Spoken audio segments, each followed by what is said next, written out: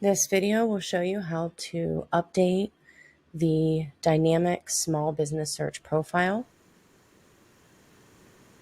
The website that we're creating our account at is at the General Login System. It is eweb.sba.gov/GLS. So this is what the landing page looks like. We must click I agree. Now, I do not have an account, so I'm going to create a brand new account. I'm going to select my user ID.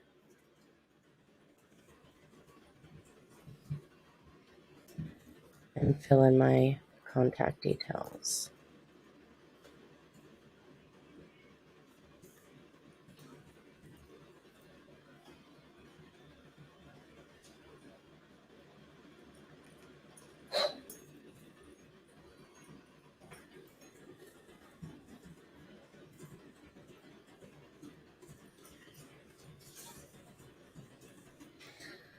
And my zip code.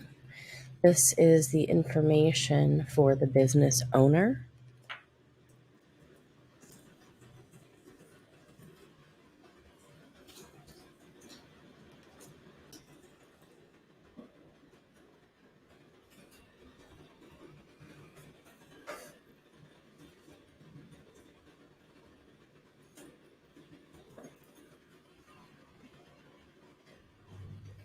I am not a federal employee and I am not a participant in the 8A program. And then I'm going to click submit. On the zip code field, here you do have to do the lookup. There we go. And I'll submit again.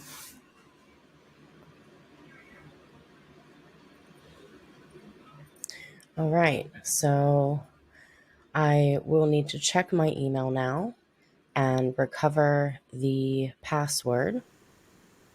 If you are completing this for somebody else, you will need to, at this point, instruct the client to check their email and provide that temporary password to you. And this is what the email looks like. And here is my temporary password. So I'm going to go ahead and copy that password, and I'm going to enter it to log into my GLS account. Okay, I'm back at the login screen now. I've entered my user ID and I'm going to paste my temporary password. Once I log in, it's going to prompt me to create a new password. I've entered my new password and I'm going to click change.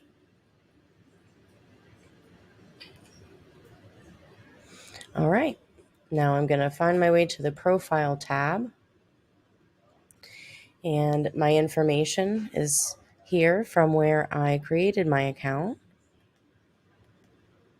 though I need to add a new business to my profile. And here is where I'm going to enter my EIN.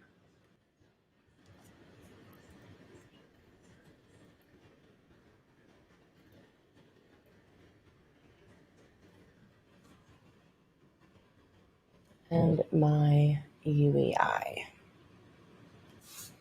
All right, now I'm going to click submit.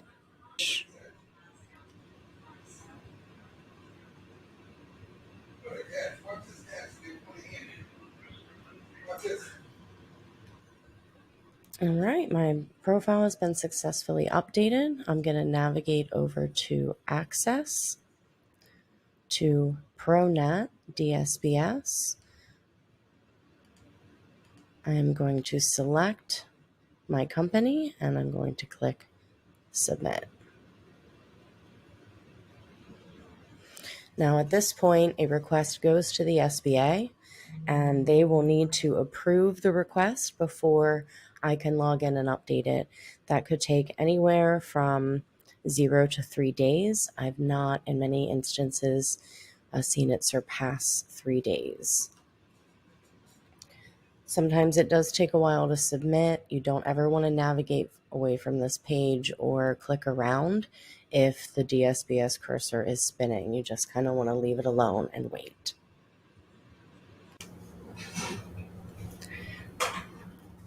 Hello, this is a continuation of the DSBS Dynamic Small Business Search Profile update. We have received our confirmation email that access has been granted to the SBA's General Login System, and we have received our temporary password.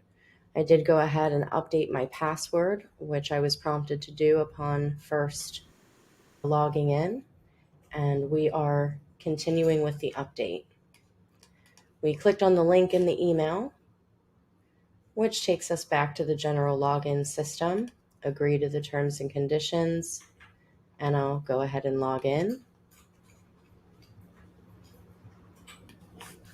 I now have the SBA supplemental pages link on the left-hand side. And to get started, I'll go ahead and hand the reins over to Anthony DeTore. Hello. So this is the orientation help page. It's somewhat ironically named because I don't feel very oriented when I use it, nor do I feel helped. My advice, just breeze right through this page and move on to the next one.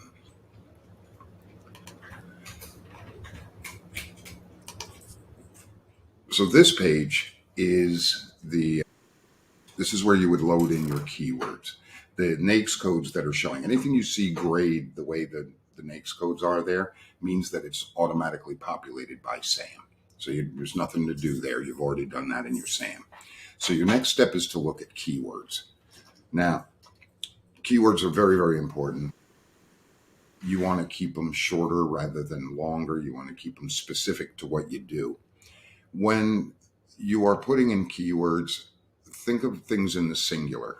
If you put cars, if you sell cars, but you put cars, if somebody searches for car, you may not come up.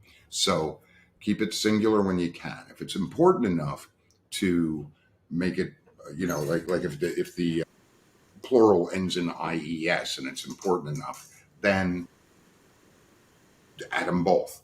I think you could put 24 of them in here. Okay. So, and they're all separated by commas. You have to, because that's how they count them. They count the things between the commas. Okay.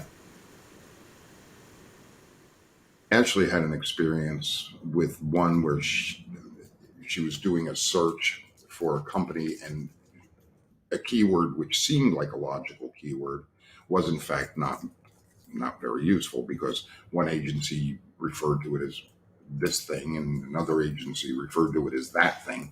So in effect, you had to have both. But what was that? That was water purification and water filtration.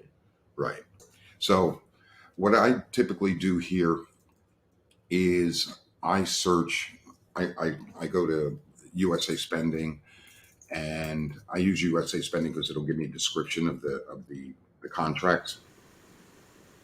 And I'll use keywords and I'll search, and then I'll go to, it's like CA, or, because it goes A, B, C, D, F, G, and then it moves on and on. So there's a lot of data that comes through there, but it's like CA or CB, and it'll have the description.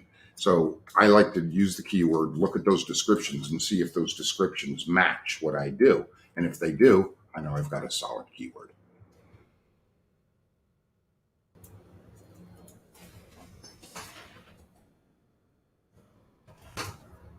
Here's where you would put your signature in, and the certification date. Even if you've got a rock solid DSBS, anytime you go into there, you want to click on that calendar and hit today,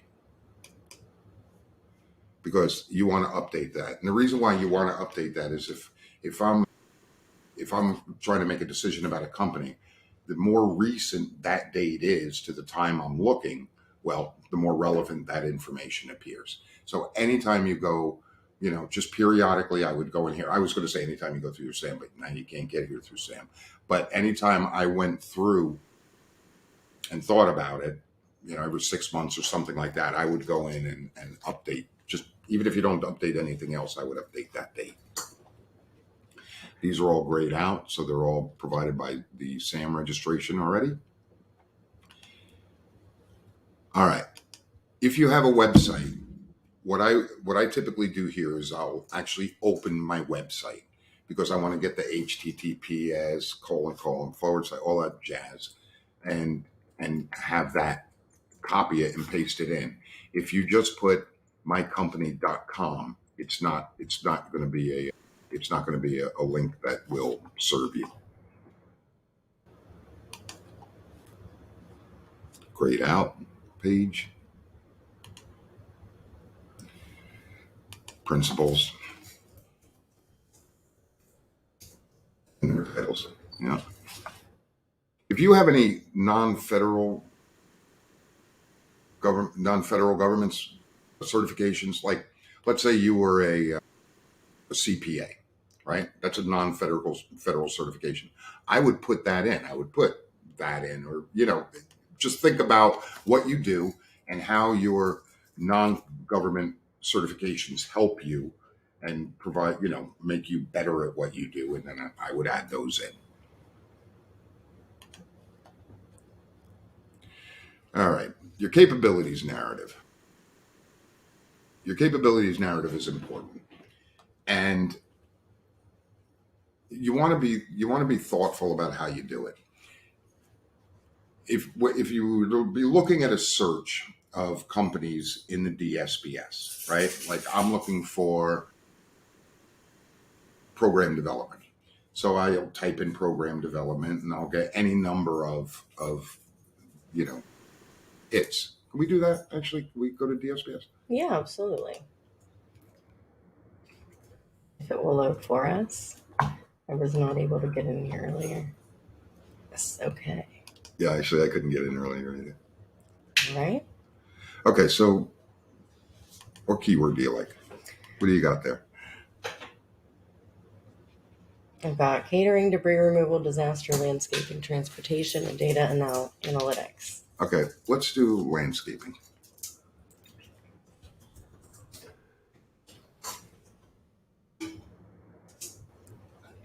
And that's really all we need. Okay, so if you're looking at this list, right, you'll see that the number 4 is blank.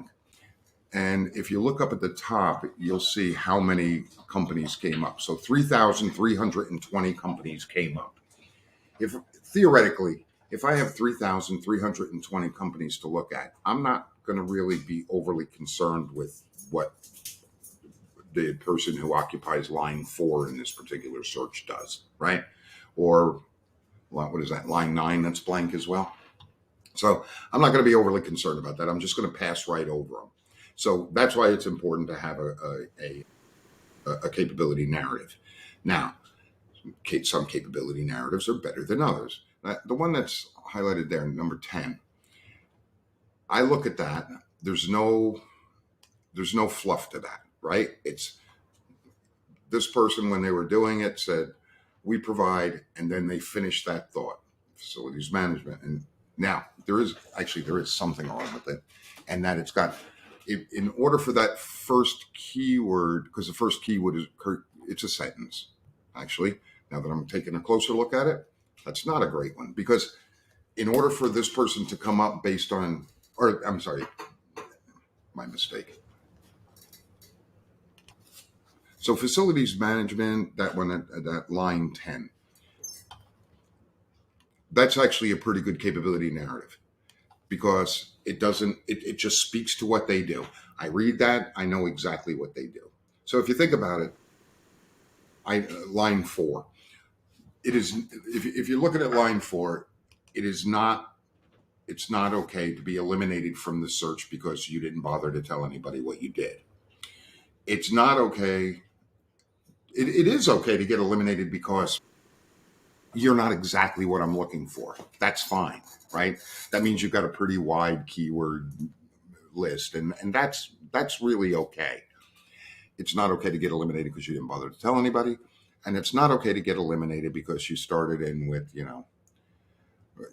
since 1997, my uncle and I had a dream, and our dream was to blah, blah, blah. I don't care, right? Like, I just don't care. I want to know what you do. And I want to know, are you in my net or not in my net?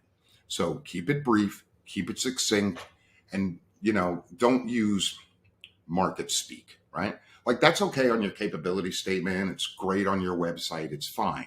But this is be direct to the point. What do you provide?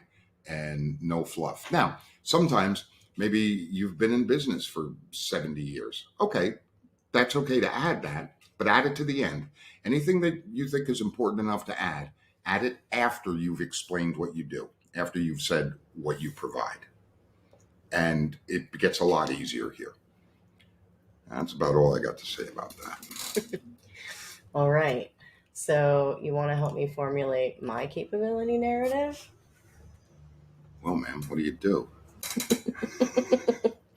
Well, like I said, start with we provide. You can always take it out, right? And finish that thought.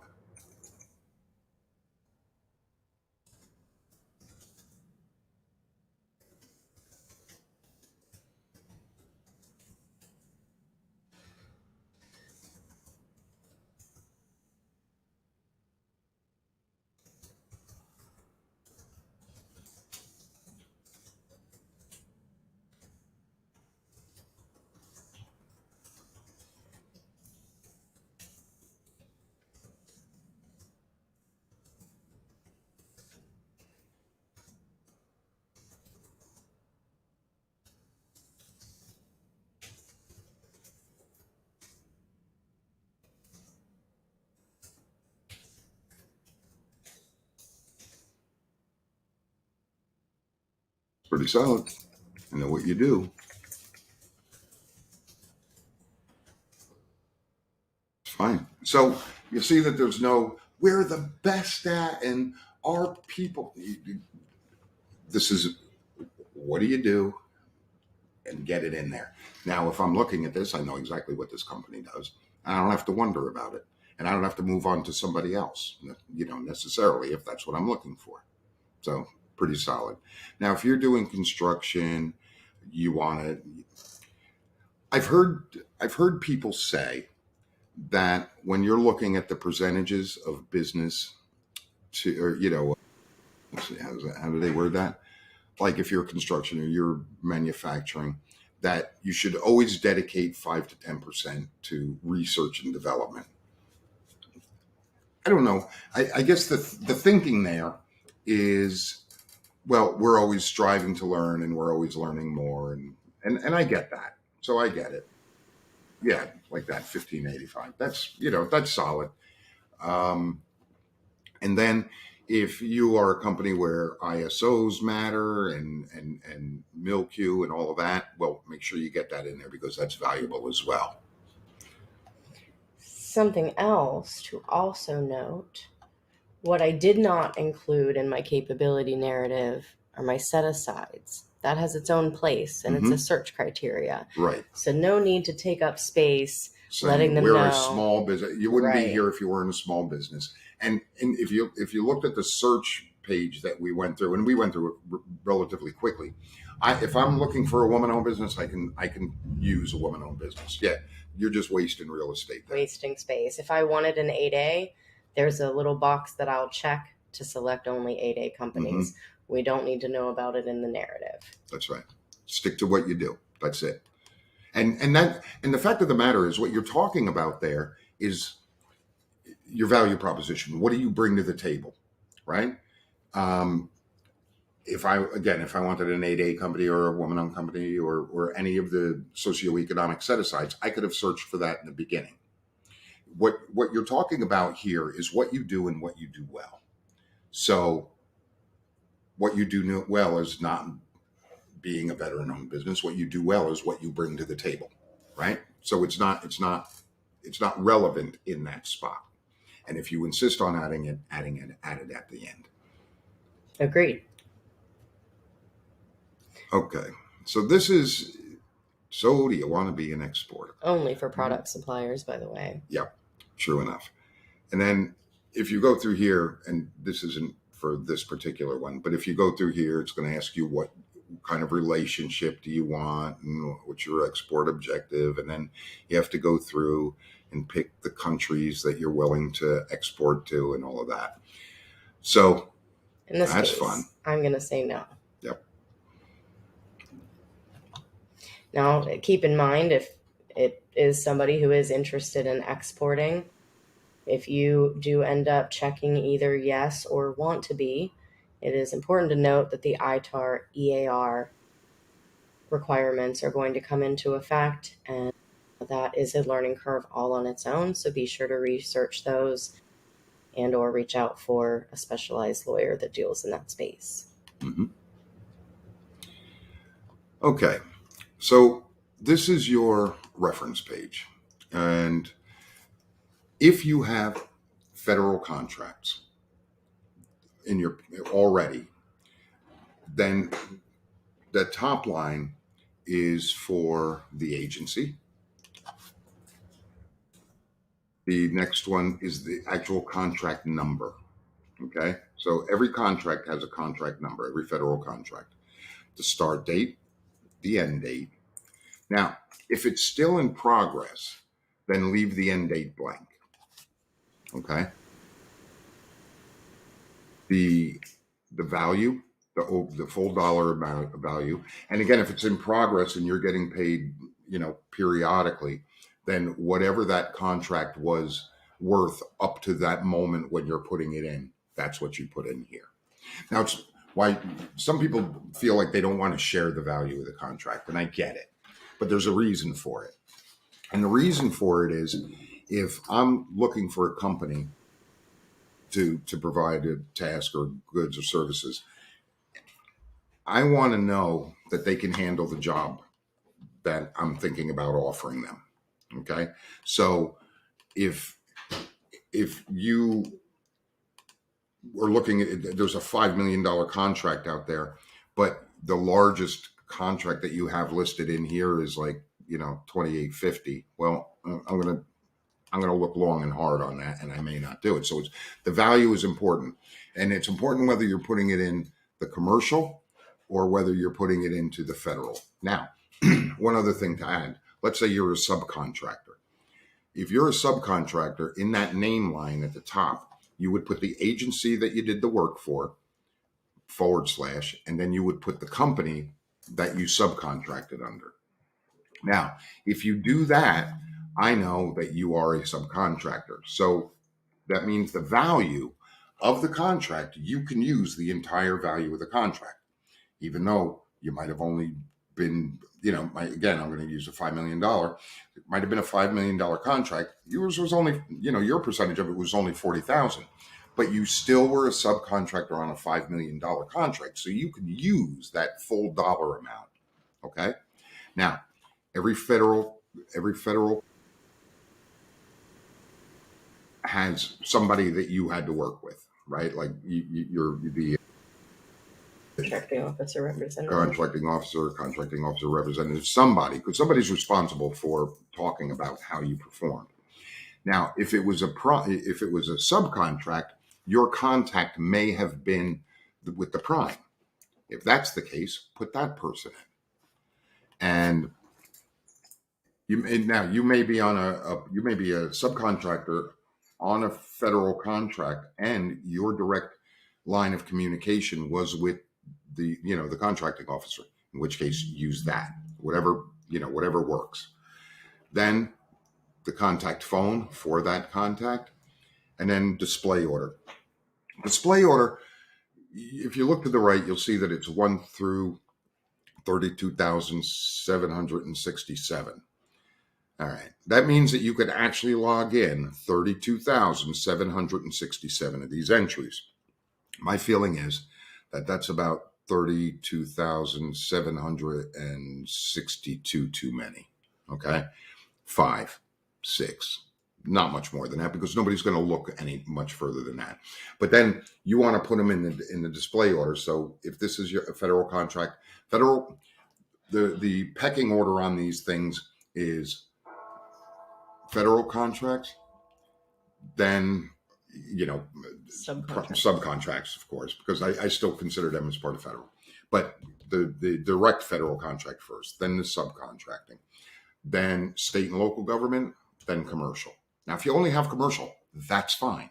Don't sweat it, because the commercial counts. That your experience that you build in the commercial world counts. You want to make it relevant to the work you want to do, and you want to make it as recent as possible. Okay. So, now, let's say it's commercial. If it's commercial, you put the name of the company that you worked for. You put where you have contract, put the service that you provided, but keep it short because you only have so many characters to use. Okay. So you may have to abbreviate to make it make sense, but you'll want to, if it was consulting or something like that, then put consulting or management consulting or whatever it is that you did. What do we look for? Landscaping? Yeah. Landscaping and groundskeeping or something like that. But put in where it says contract, put the service or the goods that you provided. Start date and end date, same rules apply. Value, same rules apply. And now, here's where it's a little different. If you have a commercial client and you don't necessarily, if it were me and I had a commercial client, I wouldn't necessarily want the federal government calling up and asking a bunch of questions about my contract with them because it could be easily misunderstood. And there's some room there where you can alienate a commercial client.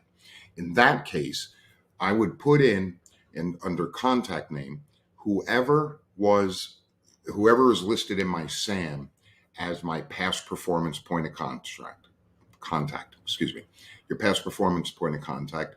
And I would put their phone number in so that I can in some ways control the narrative and so that nobody's out there antagonizing my commercial clients. Display order, same rules apply.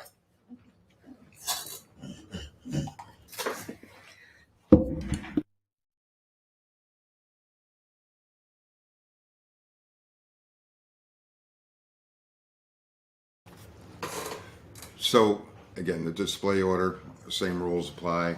I wouldn't go much over 5, 6. I think 6 is tops, but use your own discretion with that.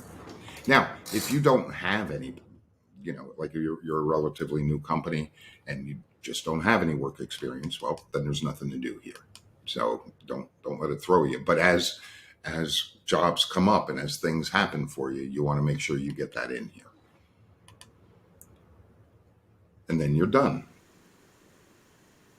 Now, in order to exit this page, oh, by the way, there's no back button in the DSBS. You have to hit next. And every time that you say, oh, you know what, I should have put that on that page, you have to kind of go around the horn again and kind of redo it. So, just do it. Now, if you want to exit from here, actually, I don't know why it's not doing anything there. Usually that would start you back on the first page again, page where you loaded in your keywords. Surprise! So you want to end this, you click this hot link. And normally that would save it. There you go. There we go. Oh, actually, it was doing what you were clicking before. Okay, so you can go back, but there's, like I said, don't hit your back button. Just a rule of thumb: don't hit your back button. It confuses easily. And that is how I would do your DSBS. I think that's a wrap. Very good. Thank you.